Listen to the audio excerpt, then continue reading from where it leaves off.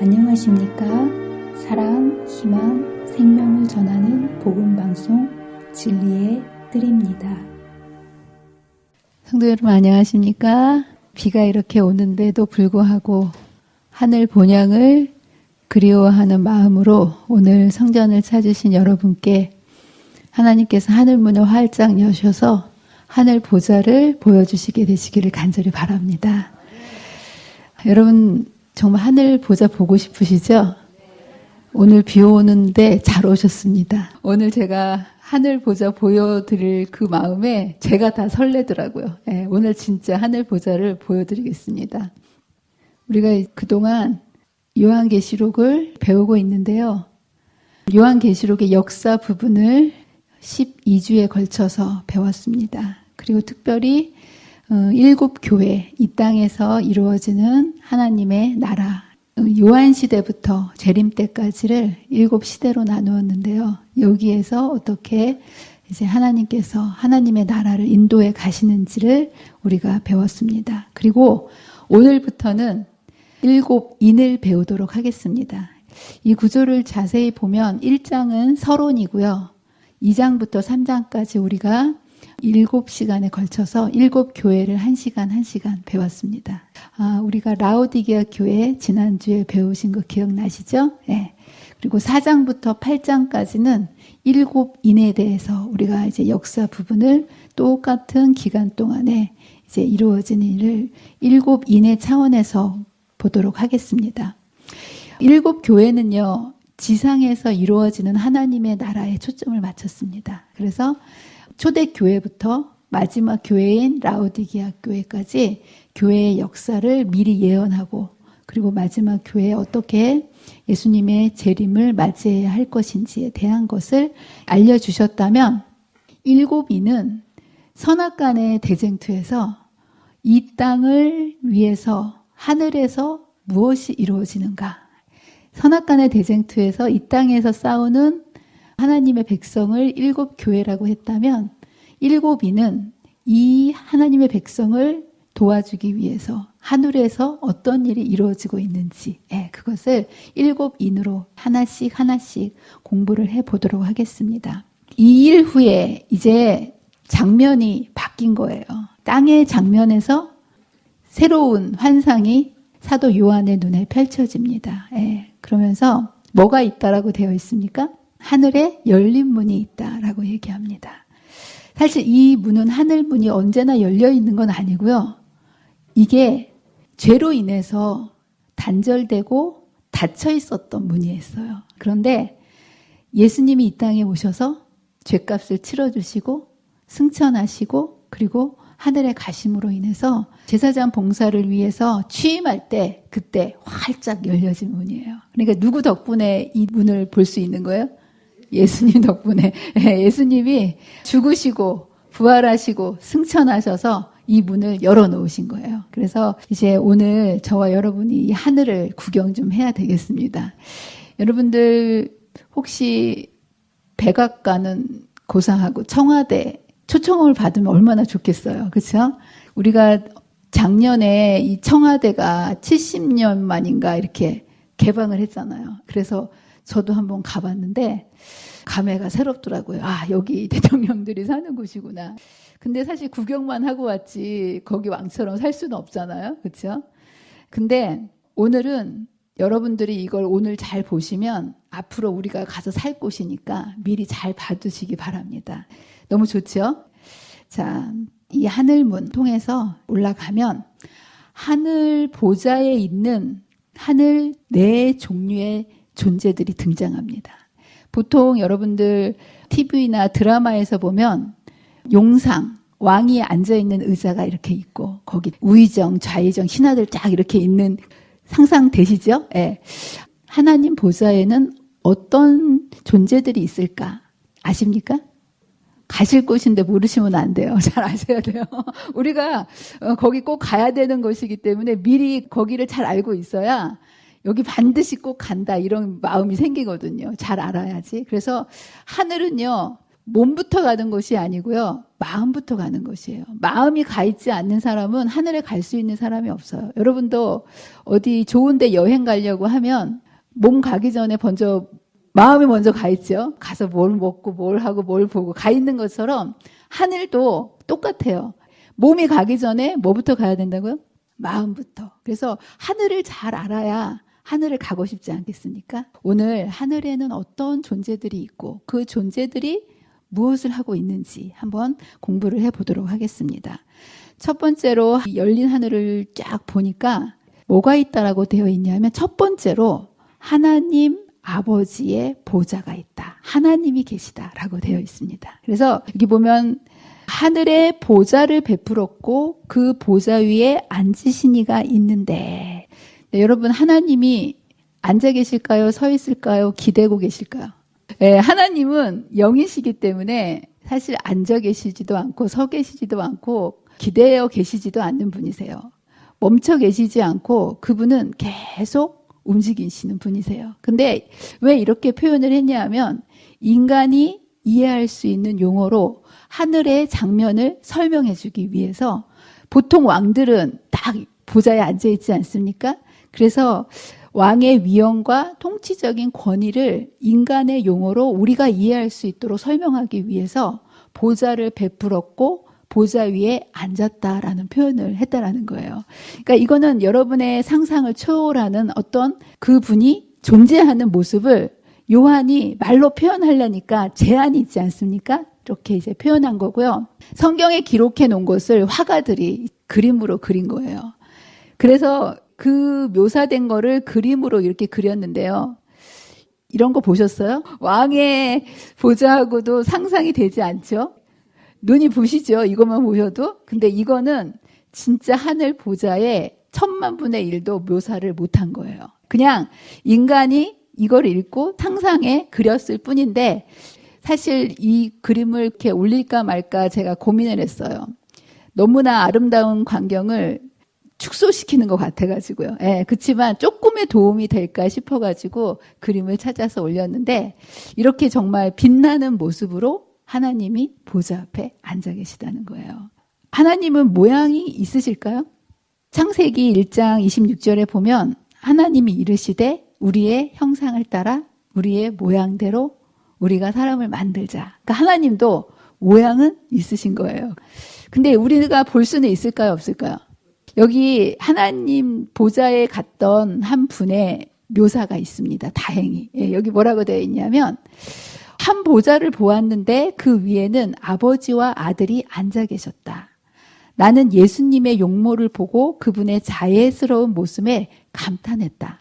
예수님은 인자로 오셨기 때문에 인성을 가지고 하늘에 가셨겠죠. 그래서 예수님의 모습을 이분이 본 거예요. 그런데 하나님의 형상은 뵐 수 없었는데 그것은 영광으로 번쩍이는 구름이 그분을 덮고 있었기 때문이었다. 볼 수가 없었어요. 그래서 옆에 있는 예수님에게 여쭤본 거예요. 아버지도 예수님과 같은 그런 형상이십니까? 이렇게 물었더니 그런 형상을 갖고 있다고는 대답을 하셨어요. 그러나 내가 볼 수 없는 것은 만일 내가 그분의 영광을 한번 본다면 너는 살아남지 못하게 될 것이다. 이렇게 말씀하셨다는 거예요. 어쨌든 하나님은 형상을 가지고 계시고 빛 가운데 계시는 분이라는 거. 그래서 이것을 본 요한은 정확하게 그분의 모습을 볼 수가 없었기 때문에 그분의 모습을 이렇게 표현합니다. 앉으신 이의 모양이 벽옥과 홍보석 같고 무지개가 있어 보좌에 둘렸는데 그 모양이 녹보석 같더라. 너무나 빛나는 모습이라서 그 당시에 요한이 알고 있었던 가장 귀하고 가장 아름다운 것을 이 땅에 있는 걸로 묘사를 하려고 보니까 그걸 벽옥과 홍보석, 녹보석 같더라 이렇게 표현을 한 거예요. 여러분이 알고 있는 가장 아름다운 건 뭡니까? 그 당시에 있었으면 아마 그렇게 표현했을 거예요. 예. 이게 정말 그 하나님의 그 형상을 말로 표현할 수 없어서 가장 값비싸고 가치 있는 이 아름다운 보석의 모양으로 하고 있는데요. 이 홍보석은 여러분 뭔지 아십니까? 여러분들은 보석하고 관계가 멀어서 이게 도대체 뭔지 잘 모르시죠?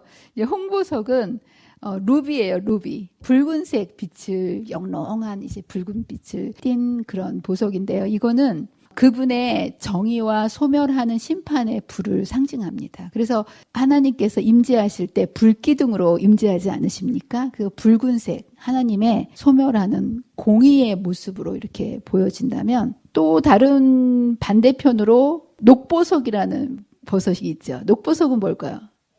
에메랄드, 맞아요. 푸른 빛이 도는 영롱한 그 빛인데요. 맞아요. 우리 그때 연수원 로비에 가서 보석들 이렇게 진열된 거 보셨지요? 그 요도 이렇게 조그만 건데, 이거는 이제 어마어마한 빛을 뿜어내는 보석의 모습으로 있고, 이 보석은 무지개의 빛깔로 빨주노초 파남보 이렇게 쭉 되어 있으면서 하나님의 공의와 사랑을, 푸른 그 깊은 사랑, 또 엄격한 그 공의, 이것을 그 무지개의 빛깔로 그분을 묘사하고 있습니다. 그래서 여호와의 영광 형상의 표상인 무지개는 하나님이 약속을 반드시 지키신다는 증표이다. 이 무지개가 언제 떴죠? 노아 홍수 때. 다시는 물로 멸망하지 않겠다라는 약속인과 동시에 이런 것을 통해서 녹보석의 성광이 마치 태양의 후광처럼 우주 전체를 다 빛으로 품고 있는 이런 아름다운 모습을 묘사해지고 있습니다. 보통 사람마다 개성이 있어요. 그래서 엄격한 사람이 있고요. 또 이렇게 자애로운 사람이 있어요. 그래서 집에서도 엄부, 자모 이렇게 하잖아요. 그래서 한 사람이 좀 엄한 성격을 갖고 있으면 또 한 부분에서 따뜻하게 감싸주고, 이걸 같이 갖고 있는 사람은 좀 드문 것 같아요. 우리 집에서는 아빠가 자비롭고 엄마가 좀 엄해요. 근데 두 개를 갖기는 쉽지 않더라고요. 근데 하나님은 어떤 분이세요? 정말 자비로우신데 또 공의로우신, 이거를 무지개의 모습으로 하나님을 묘사했다는 게 정말 놀랍지 않습니까? 그래서 여기 보면 인애와 진리가 같이 만나고 의와 화평이 서로 입맞추었으며 진리는 땅에서 솟아나고 의는 하늘에서 굽어보도다.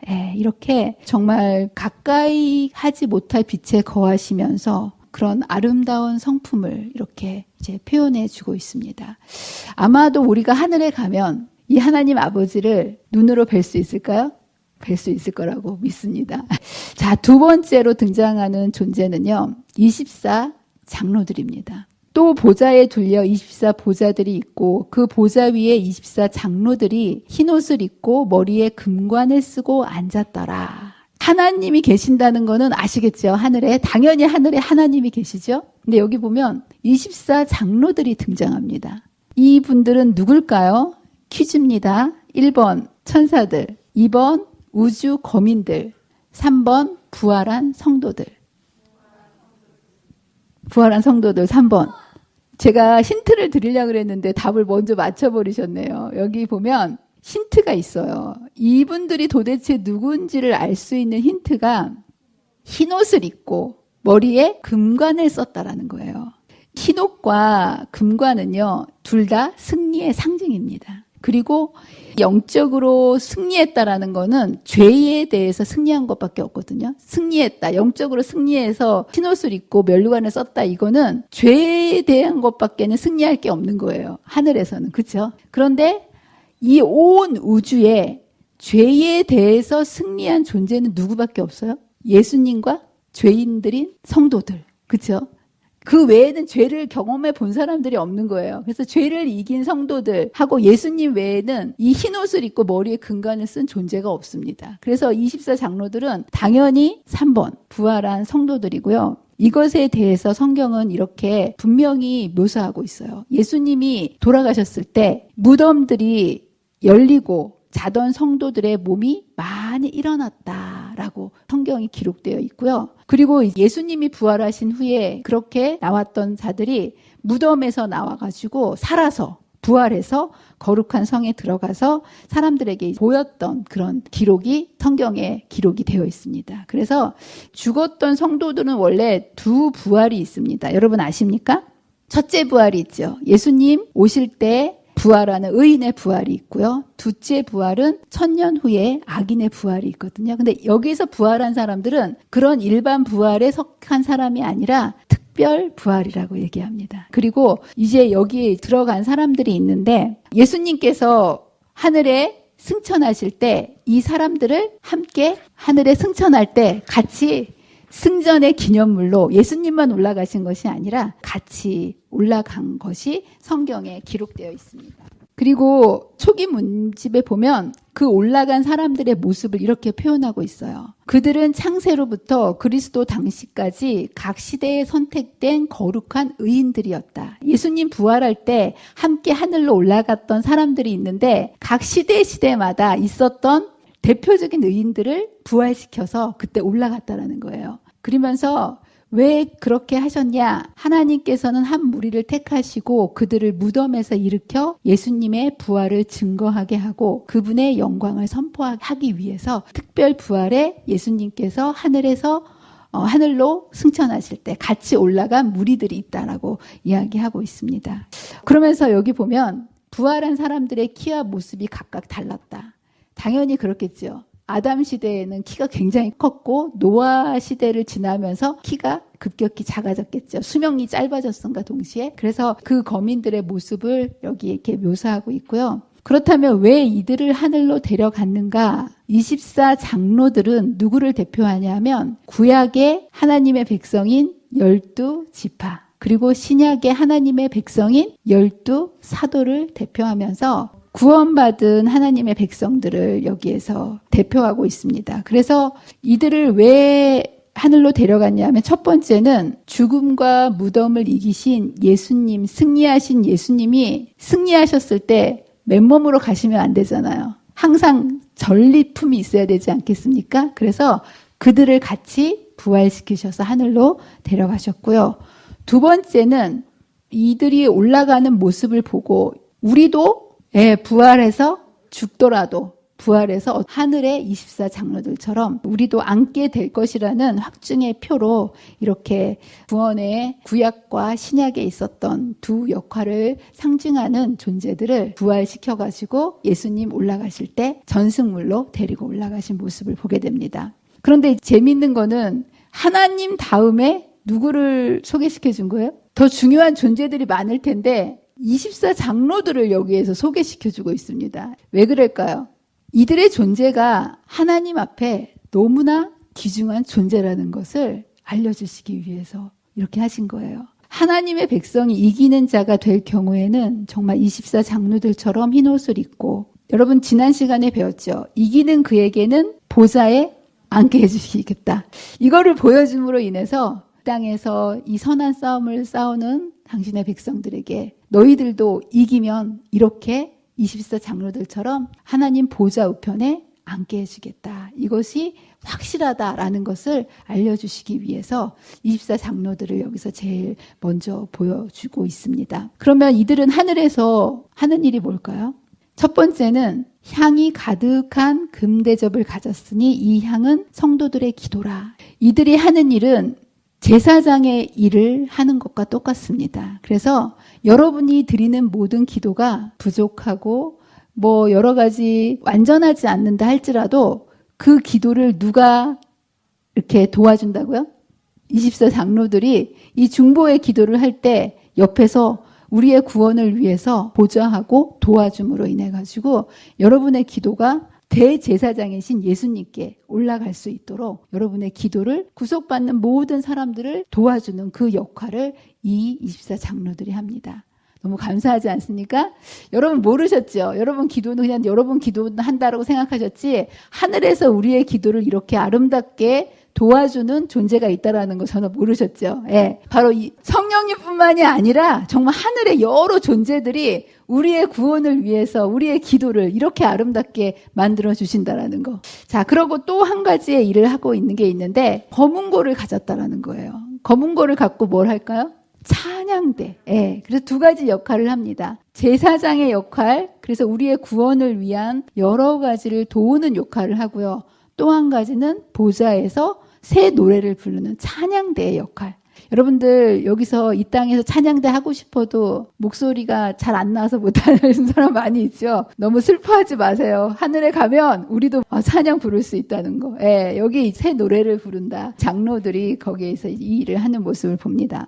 자, 이제 세 번째로는요. 7 영이 있습니다. 우리 지사님 말씀하신 것처럼 7 영이 있는데 보좌로부터 번개와 음성과 우레소리가 나고 보좌 앞에 켠 등불 7이 있으니 이는 하나님의 7 영이라. 여러분들 이런 거 보셨습니까? 앞에 이렇게 촛대가 있어요. 제가 이거 100만 분의 1이라 그랬죠? 이 묘사를 그냥 이렇게 그려놓은 것 뿐이에요. 여러분들이 조금이라도 이해할 수 있도록. 그런데 이렇게 보좌로부터 이러한 등불이 그 앞에 이렇게 딱 있는데 하나님의 7 영이라는 표현을 합니다. 하나님의 7 영은 무슨 뜻일까요? 하나님과 성령은 삼위일체 같다라는 뜻이에요. 그리고 켠 등불이라는 표현이 있는데 이거는 성령의 임재와 이 등불은 꺼질까요? 안 꺼질까요? 성전 안에서 이 땅에 있는 성소 안에서 등불은 24시간 절대로 꺼트리지 않고 항상 있었어요. 이런 것처럼 이 성령의 임재가 단 한순간도 꺼지지 않고 계속 지속된다라는 것을 의미함과 동시에 충만한 역사, 성령의 임재를 묘사합니다. 여러분들 여기 깜깜한데 불이 딱 켜지면 촛불 하나만 있어도 그 촛불의 빛이 여기 꽉 찹니까? 빛이 지금 여기 꽉 차여 있죠. 그런 것처럼 성령의 임재는 충만한 그런 임재를 하시는 것을 묘사하고 있고요. 번개와 음성과 우레소리라고 얘기하는데 여기에는 그분의 영광과 능력을 나타날 때 장엄한 모습을 묘사하기 위해서 이렇게 표현을 하고 있습니다. 그래서 여러분 모세가 십계명을 시내사에서 받을 때도 이 모습이 있지 않았습니까? 그래서 장엄한 그 모습과 함께 온 세상이 성령의 임재하에서 이루어지고 있고 번개처럼 빠르게 피로를 돌보시고 모든 피조물들을 생명의 구주께로 인도하시는 성령의 역할을 여기에서 설명해 주고 계십니다. 여러분들 성령님이 안 계시면 어떻게 될까요? 네, 성령님이 안 계시면 우리의 구원은 상상할 수가 없습니다. 우리는요, 죄로 인해서 죽은 차가운 심장을 갖고 있어요. 그래서 여러분이 마음이요, 냉랭합니다. 다른 사람을 사랑하지도 못하고 이기적이고 교만하고 정말 우리의 마음이 얼마나 냉랭하고 차가운지 몰라요. 이건 죄인의 심장을 가졌기 때문에 그래요. 근데 이런 심장을 가지고는 우리가 의롭게 살 수 있을까요? 없을까요?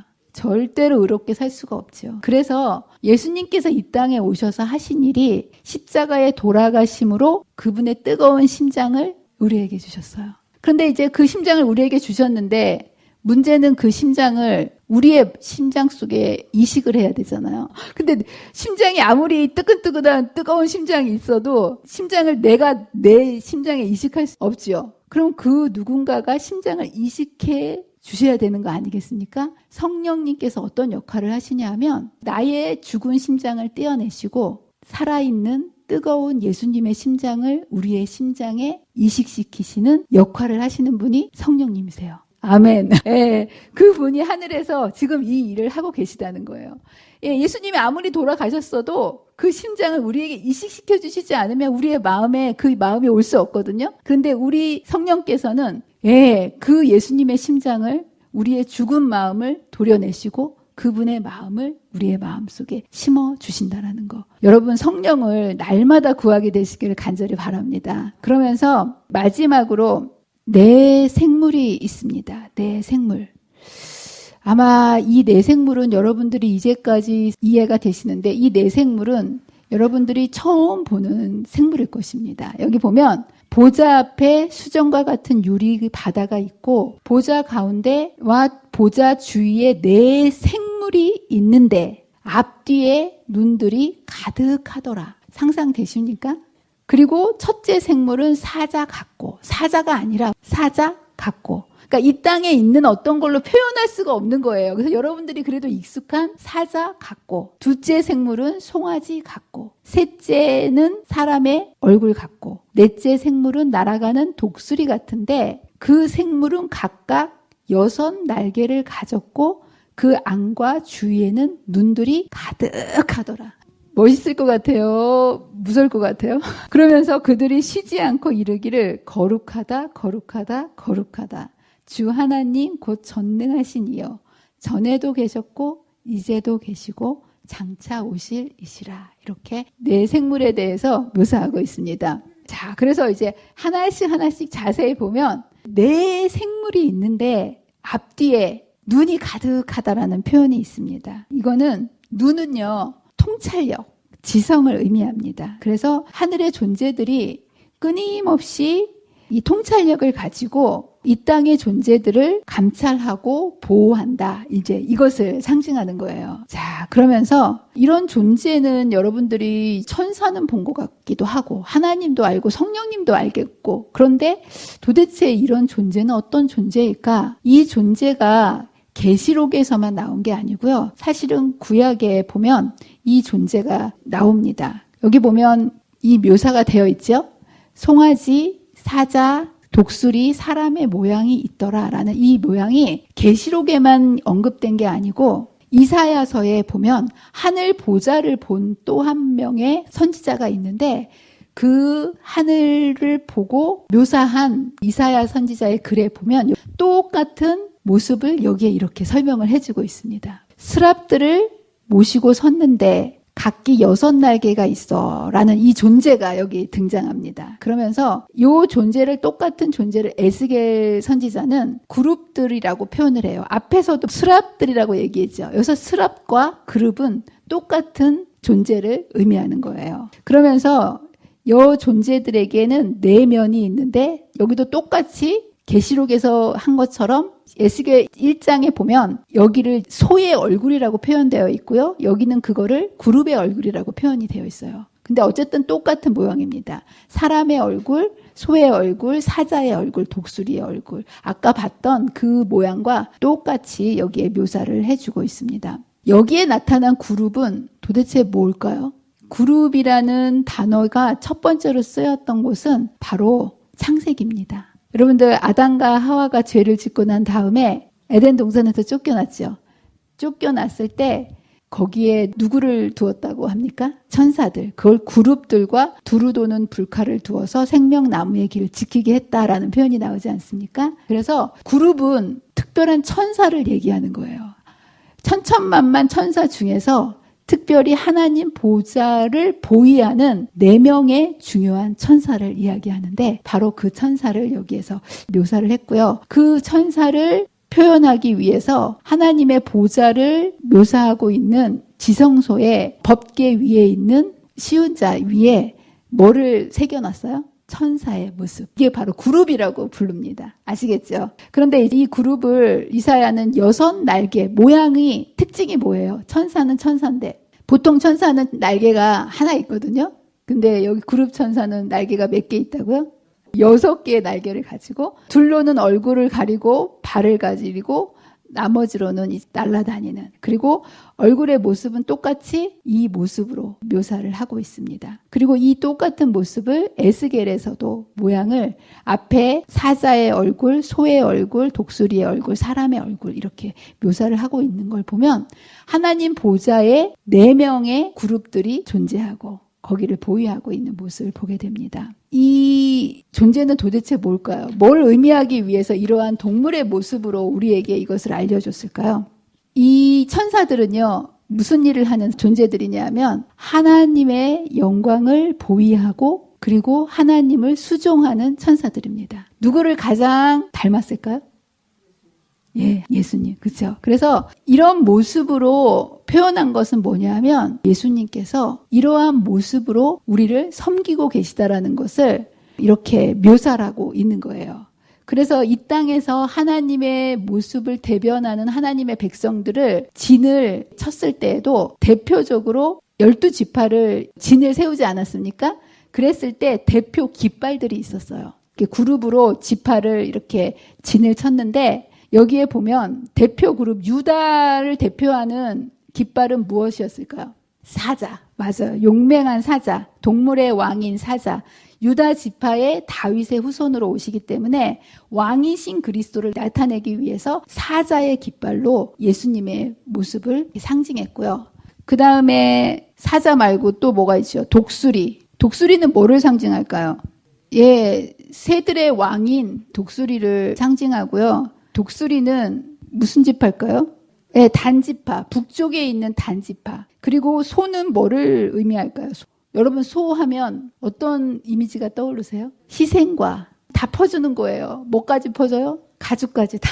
소는 버릴 게 없다 그러잖아요. 다 죽어 죽는 게 소잖아요. 그렇죠? 그래서 겸손과 종의 모습으로 오신 예수님을 바로 이제 소가 표현하면서 에브라임 지파 여기를 묘사하고 있고요. 사람의 얼굴을 가지고 있는 여기는 루벤 남쪽에 있는 지파를 대표하는데, 사람은 힘은 비록 없지만 지성을 표현을 하고 있습니다. 그래서 이 땅에 있는 백성들을 하나님의 백성으로서 어떤 모습으로 살아가야 될지를 상징하기 위해서 이 12지파를 행군할 때 이 깃발을 들게 했어요. 그리고 뿐만 아니라 이 사복음서에서도 예수님의 모습을 똑같이 예수님의 각자의 모습을 이렇게 표현하고 있습니다. 그래서 마태는 예수님을 뭘로 표현합니까? 왕으로 표현해요. 사자의 모습으로. 그럼 마가는요?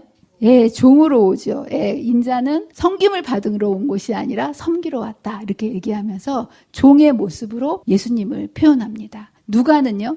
인자는 인자의 모습으로, 사람의 아들의 모습으로 여기에 표현하고 있고요. 요한은 그 신성의 하나님의 모습으로, 독수리 그 모습으로 이렇게 예수님의 모습을 사복음서가 이렇게 묘사한 모습을 보게 됩니다.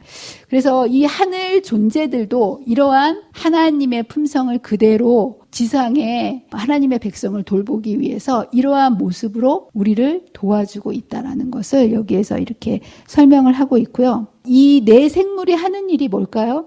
여기에 보면 6 날개라 눈들이 가득하였더라. 6개의 날개를 가지고, 가득한 눈을 가지고 도대체 뭐를 할까요? 이 존재들이. 맞아요. 이 날개는 신속한 것을 의미한다고 얘기했죠. 그래서 여러분이 어떤 어려움이나 어떤 문제를 가지고 씨름할 때 이 천사들이요, 신속하게 여러분에게 도움을 주기 위해서, 돕기 위해서, 보호하기 위해서 꾸물꾸물하는 게 아니라 신속하게 움직이는 모습을 여기서 보여주고 있습니다. 너무 감사하죠? 또 한 가지, 이 눈은요, 감시의 눈이라기보다는 통찰의 눈입니다. 뭐가 부족한 게 있나? 뭐를 좀 도와줄까? 그리고 잘못된 걸로부터 보호하기 위한 보호의 눈을 가지고 끊임없이, 눈이 하나만 있어도 여러분들, 그런데 눈이 가득하다라고, 가득. 그 눈을 가지고요, 빈틈없이 여러분들을 눈동자처럼 돌보고 지키고 인도하는 그런 존재임을 여기에서 설명해 주고 있습니다. 든든하십니까? 여러분 두려워하지 마세요. 여러분은 이 땅에서 혼자가 아니라 바로 하늘의 존재들이 이러한 6 날개를 가지고, 가득한 눈을 가지고 여러분의 구속 사업을 위해서, 여러분의 믿음의 싸움을 싸울 때 여러분을 돕기 위해서 이러한 존재들이 여러분을 끊임없이 도와주고 있다는 거. 첫 번째로는 하나님 보좌를 옹이하면서 하나님의 심부름을 하는 그 역할을 하고 있고요. 두 번째는 이 생물들도 찬양대를 하고 있습니다. 하늘에서 제일 좋은 건 찬양대인 것 같아요.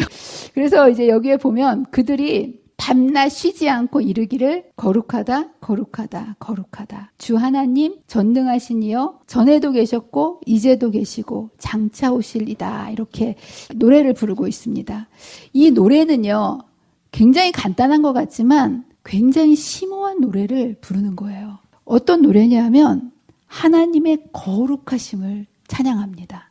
여러분, 거룩이 뭡니까? 구별된다는 거예요. 피조물하고는 전혀 급이 다르다는 거예요. 그리고 여기에서 거룩하다를 한 번만 해도 구별되는 건데 몇 번을 썼어요? 3번이요. 이거는 무엇이냐면 히브리어에서 3번을 반복하면 최상급입니다. 최고로 이걸 넘어설 수 없을 정도로 인간하고는 전혀 다른 차원의 구별된, 완전히 구별되시는 분임을 찬양하고 있고요. 두 번째로는 전능하심을 여기에서 찬양하고 있습니다. 여러분, 전능이 뭡니까? 못하는 게 없는 거예요. 근데 여러분, 전능하신 분이 이렇게 계시면 여러분의 문제와 여러분의 시련과 여러분의 고통도 이 전능하신 분 앞에 이분이 함께 하시면 이것을 해결하실 수 있겠습니까? 네, 이거를 알려주는 거예요. 우리에게 전능하신 분이 하나님이시고 이분이 너희와 함께 하시는 분이다. 이것을 계속 찬양하고 있는 거예요. 그리고 마지막으로는 전에도 계셨고 이제도 계시고 장차 오시리다. 영원하신 분이라는 거예요. 전지전능하시고 거룩하신 분이 일시적인 게 아니라 영원히 우리의 삶을 영원부터 영원까지 지키시고 보호하시고 인도해 가신다라는 거. 찬양할 만합니까? 예, 그래서 이 보좌 앞에 있는 이 네 생물들이 끊임없이 이분의 거룩하심과 전능하심과 영원하심을 찬양하는 거예요. 여러분도 하늘에서 이 노래 부르셔야 되지 않겠습니까? 그렇다면 오늘 이 땅에서부터 이렇게 하나님을 경험하시고 찬양하게 되시기를 간절히 바랍니다. 그런데 여러분 이거 아십니까? 사단도 그룹 천사였어요. 예, 바로 이 그룹 천사였다는 거예요. 너는 기름 부음을 받고 지키는 그룹이었다. 이게 바로 사단을 의미합니다. 그런데 이 사단이 지금 어떻게 됐어요? 떨어졌죠. 계명성인데 떨어졌죠. 왜 그랬을까요? 교만입니다. 교만. 하나님 없이도 살 수 있다. 이게 교만이에요. 여러분들의 마음속에 오늘 하나님 없이 잘 사셨습니까? 그 교만입니다. 근데 바로 이 교만 때문에 사단이 그룹 천사인데 사탄이 됐다는 거예요. 예, 우리도 하나님 없이 살아가고 있다면 아무리 우리의 현재 신앙이 어떠한다 할지라도 떨어져 나갈 수밖에 없다라는 거. 이 떨어져 나간 자리를 누가 차지했습니까? 가브리엘 천사. 여러분의 자리를 굳게 지키시게 되기를 바랍니다. 그리고 신앙은요, 오늘의 신앙이에요. 내가 옛날 왕년에 아무리 신앙을 잘했다 할지라도 오늘 내가 신앙을 지키지 않으면 그룹 천사의 영광을 가졌지만 사탄으로 떨어질 수밖에 없었던 것처럼 저와 여러분이 매일매일 오늘의 신앙 주님 안에 딱 붙어있는 저와 여러분이 되시기를 간절히 바랍니다. 자, 그러면서 내 생물들이 노래를 부를 때 화답하는 장면이 나옵니다. 그 생물들이 보좌에 앉으사 세세토록 살아계시는 이에게 영광과 존귀와 감사를 돌릴 때에 내 생물들이 찬양을 거룩하다 거룩하다 하는데 이 찬양을 듣고 24 장로들이 보좌에 앉으신 이 앞에 엎드려 세세토록 살아계신 이에게 경배하고 자기의 관을 보좌 앞에 드리며 이르되, 이런 놀라운 일이 일어나요. 이런 노래가 시작됐을 때 너무나 감사해서 그 자리에 앉아있을 수가 없는 거야. 그래서 이 장로들이 어떻게 합니까? 일어나요. 일어나서 바닥에 엎드립니다. 그리고 자기가 승리의 면류관으로 썼던 그 면류관을 예수님한테 드린 거예요. 왜 예수님한테 드릴까요? 자기한테 찢어진 걸 왜 예수님께 다시 돌려드릴까요? 아무리 생각해도 거기 하늘에 간 거는 자기가 승리해서 간 게 아니에요. 내가 노력해서 간 게 아니고 내가 의로해서 간 게 아니라 전적으로 예수의 보혈의 피의 공로로 예수님의 은혜로 갔기 때문에 그 면류관의 주인이 예수님이라고 다 바치는 장면. 여러분들이 내가 하늘에 갈 수 있나? 걱정하지 마세요. 여러분의 어떠함으로 가는 게 아니에요. 전적으로 누구의 공로 때문에 가는 거라고요? 예수님의 공로. 우리는 너무 악하고 우리는 아무 공로가 없죠. 그렇지만 주님이 주신 그 예수의 생명을 받는 자에게 값없이 은혜로 우리에게 승리를 주시고 하늘에 데려가시고, 우리도 똑같이 하늘에 가면 우리의 면류관을 누구한테 드릴 것 같으세요? 예수님께. 그 장면을 우리가 지금 미리 보는 거예요. 너무 멋있지 않습니까? 자, 그리고 이 얘기는 그냥 그게 아니고요. 우리에게 약속하신 거예요. 이기는 그에게는 내가 보좌 앞에 앉게 하여 주기를, 내가 이기고 아버지 보좌 앞에 앉은 것과 같이 하리라, 이렇게 얘기하신 거고요. 이 사람들이 왜 이렇게 다 모여 있었을까요? 맨날 이렇게 모여 있지는 않겠죠. 하늘도 여러 가지 일들이 있을 텐데 이날 왜 하나님 보좌 앞에 하나님과 또 24 장로들과 그리고 성령과 내 생물들 한꺼번에 다 모여 있는 거예요. 도대체 이날 무슨 날인데 이렇게 묘사하고 있을까요? 이날 정말 특별하고 어떤 결정적인 사건이 일어나고 있는 것을 여기서 묘사하고 있습니다. 근데 이게 가장 큰 사건이 어떤 사건이냐면 예수님이 이 땅에서 하늘로 승천하셔서 왕으로 즉위하시는 대관식 장면입니다. 여러분 대단하지 않습니까? 근데 여기 지금 누구는 없어요? 주인공 예수님이 없죠? 이제 예수님은 다음 주에 등장하실 거예요. 계시록 5장에 드디어 주인공이신 예수님이 다음 주에 등장하실 겁니다. 기대하셔도 됩니다. 그래서 이제 이 영광스러운 모습이 펼쳐지고 있고요. 약속대로 우리를 하늘 보좌에 앉혀주시겠다 말씀하십니다. 이제 오늘 정말 중요한 거는요. 오늘 본문을 통해서 우리가 깨달아야 할 것은 이것이 마땅히 될 일이라는 거예요. 근데 이 마땅히 될 일이 이 땅에서 이루어지는 마땅히 될 일이 아니라 어디에서 이루어지는 마땅히 될 일입니까? 하늘에서. 그래서 여러분들 이 땅에서 우리가 이 선악간의 싸움을 싸우는 것 같지만 역사의 중심이 땅이 아니라 하늘에서 이루어지는 거예요. 여러분들 요즘 이스라엘과 하마스가 전쟁하지 않습니까? 그런데 그 전쟁의 모든 것은 어디서 지휘를 합니까? 작전 본부가 있어요. 작전 본부에서 명령을 내리는 거예요. 그러면서 전투를 싸우는 거 아니겠습니까?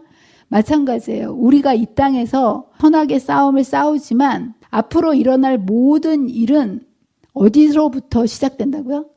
하늘. 작전 본부가 어디 있어요? 하늘. 네, 하늘에 있고요. 총사령관이 누구세요?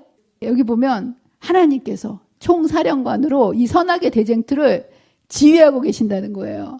그러니까 여러분 이 싸움 당연히 이기죠. 그래서 이 사실에 대해서 생물들도 24 장로들도 너무 감사해서 엎드려서 면류관을 드리고 하나님께 찬양을 올려드리고 있다는 거. 근데 여러분들 이 하나님 보좌를 열어서 보여주신 선지자들이 있어요. 다니엘도 하늘 보좌를 봤습니다. 여러분 다니엘 7장에서 우리 공부했죠? 그리고 에스겔도 아까 보았던 장면이 바로 이제 하늘을 문을 열고 하늘을 보좌를 보여준 장면이에요. 그리고 이사야도 아까 보았고요. 오늘 요한도 이 하늘 보좌를 보았습니다. 근데 여러분들 여기에서 하늘 보좌를 아무나 보여주지는 않으셨거든요. 근데 이 4명의 선지자들에게 하늘 문을 여셔서 하늘 보좌를 딱 보여주셨어요. 이 4분들의 공통점이 뭘까요?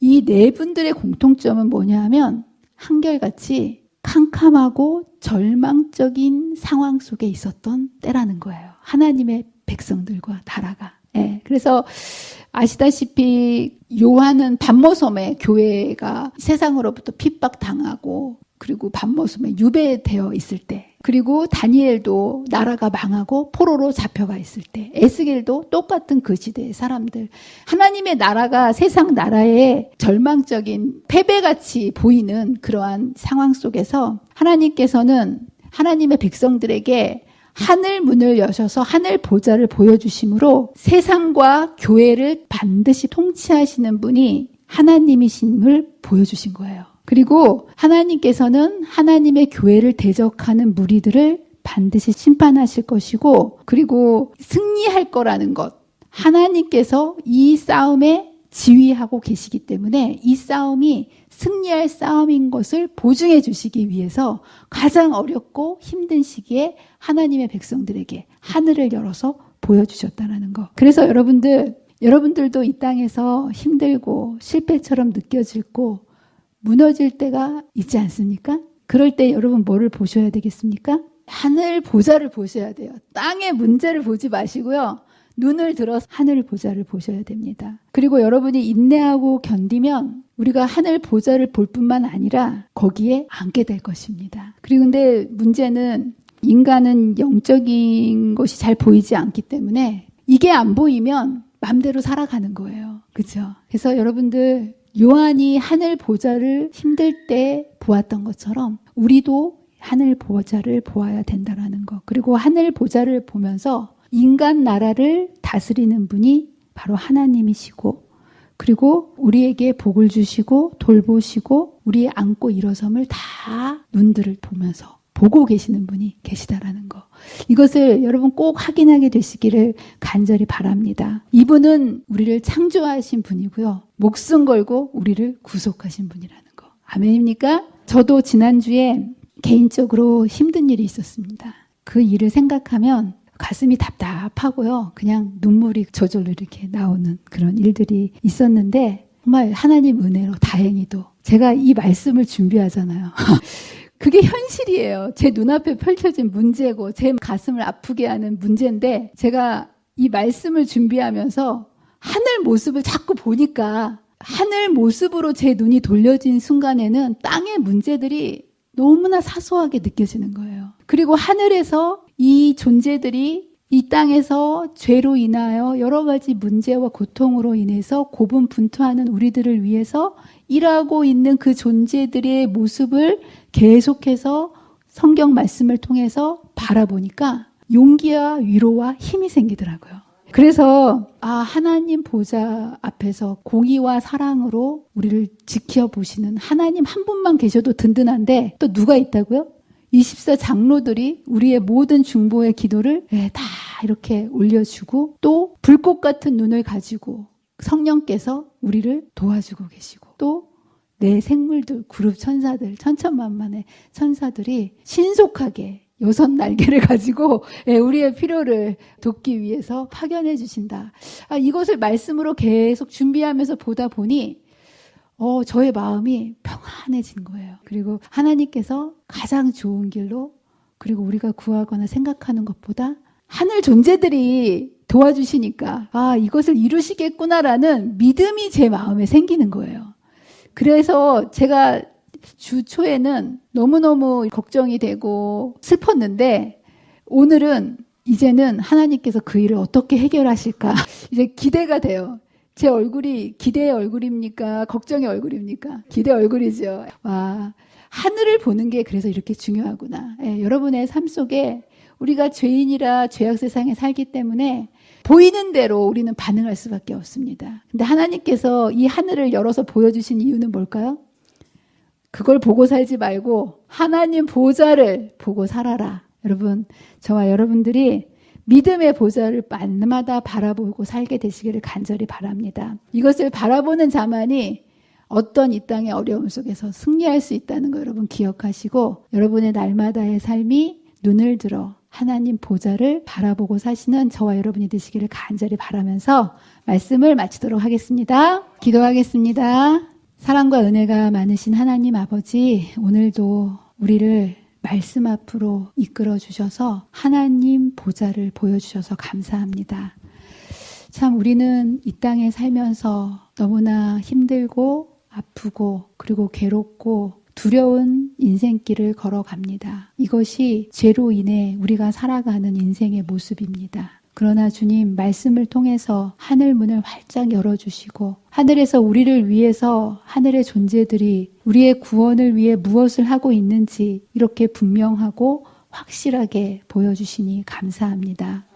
주님 땅의 것들이 우리를 압도할 때 땅의 것들로 흔들리지 않게 해주시고 눈을 들어 하늘을 바라보며 우리가 하나님을 우러러 보게 도와주셔서 하늘 소망으로 넉넉히 승리하고 한 발자국 한 발자국 천상을 향해 전진해 가다가 주님 오시는 그날 기쁨으로 주님을 맞이하는 귀한 주의 성도들의 삶이 되도록 도와주시기를 사랑과 은혜가 많으신 예수님의 이름으로 간절히 기도합니다.